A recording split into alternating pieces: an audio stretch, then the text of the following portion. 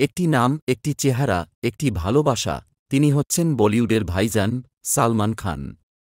সালমান খানের জন্ম ২৭ ডিসেম্বর ১৯৬৫ সালে ইন্দোর শহরে।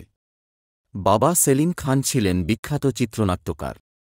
ছোট থেকেই সালমানের মধ্যে ছিল স্টারডমের ছাপ। স্কুল ও কলেজ জীবন কাটে মুম্বাইতে। ১৯৮৮ সালে বিধি হো রোয়েসেই সিনেমায় সাপোর্টিং রোলে কাজ করেন। কিন্তু তার জীবনের মোড় ঘুরিয়ে দেয় ১৯৮৯ সালের মেনে প্যার কিয়া, যেখানে প্রেম চরিত্রে তাঁর অভিনয়ে মন জয় করে নেয় গোটা ভারতবাসীর।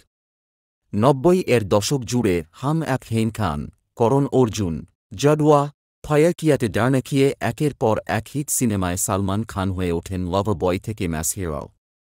ক্যারিয়ারের সঙ্গে সঙ্গে বিতর্ক পিছু ছাড়েনি। গাড়ি দুর্ঘটনা, হরিণ শিকার মামলা আর ঐশ্বর্য রায়ের সঙ্গে সম্পর্ক, সালমান সবসময় থেকেছেন আলোচনার কেন্দ্রবিন্দুতে। ২০০৯ সালে ওয়ান্টেড সিনেমা দিয়ে নতুন করে ফেরা। তারপর একের পর এক ব্লকবাস্টার, দাবাং, এক দ্য টাইগার, বজরঙ্গি ভাইজান, সুলতান। তিনি শুধু একজন অভিনেতা নন, কোটি মানুষের অনুপ্রেরণা। আজকের সালমান খান শুধু একজন সুপারস্টার নন, তিনি একজন মানবিক মানুষ।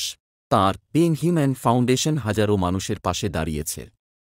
সময়ের সঙ্গে সঙ্গে বদলেছে তাঁর চেহারা, স্টাইল এবং দৃষ্টিভঙ্গি, কিন্তু ভালোবাসা কমেনি এক বিন্দুও। এই ছিল সালমান খানের ছোটবেলা থেকে সুপারস্টার হয়ে ওঠার এক অনন্য গল্প। আপনি কি সালমান খানের ফ্যান? কমেন্টে লিখে জানাতে ভুলবেন না।